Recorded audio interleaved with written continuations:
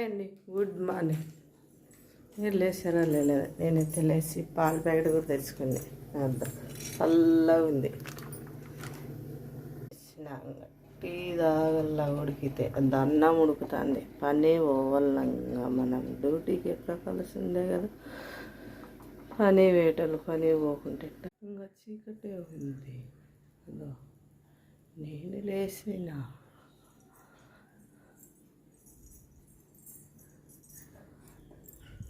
మనం లేయాల్సిందే కదా.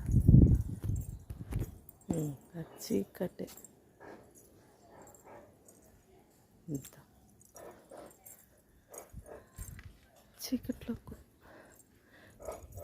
చీకట్లో గుడ్ మార్నింగ్.